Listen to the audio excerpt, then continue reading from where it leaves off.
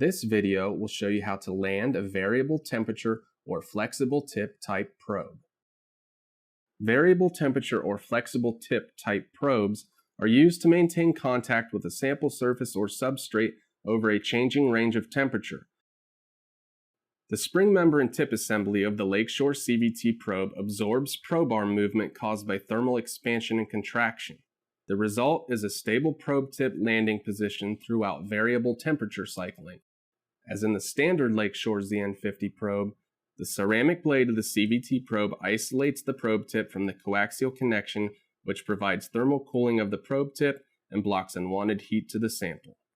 The procedure which follows applies to any variable temperature or flexible tip type probe, but as always, consult your manufacturer's user's manual for specific information regarding your probe or probe station.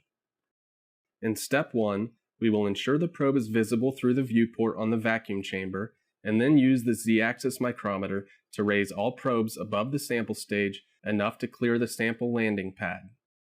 While visually observing through the vacuum chamber viewport, use the X-axis hand dial and Y-axis micrometers to position the probe tips over the sample landing pad. Then we will swing the microscope back over the viewport and adjust the microscope to fill the monitor with the sample image and focus at the height of the sample landing pad. Use your probe station's Z-axis adjustment to lower the probe tip until the tip begins to come into focus. Continue lowering the probe slowly, stopping to position it as needed so the probe tip lands on the outside edge of the sample landing pad. When the tip makes contact with the landing pad, the spring member and tip assembly will move in the negative X direction while lowering in the Z-axis direction.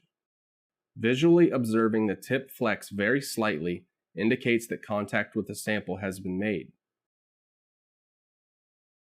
Make note of the Z-axis adjustment on your probe station at the point of first contact with the sample.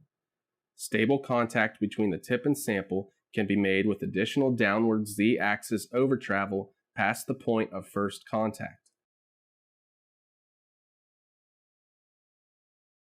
The amount of additional overtravel for your probe and probe station varies depending upon probe station, and manufacturer. Consult your manufacturer's user manual for this information. These specifications are important to standardize within your lab for consistent results, and probe tip and sample damage can occur in the result of too much downward overtravel. The designated amount of overtravel for the Lakeshore TTPX probe station seen here is 150 to 200 microns.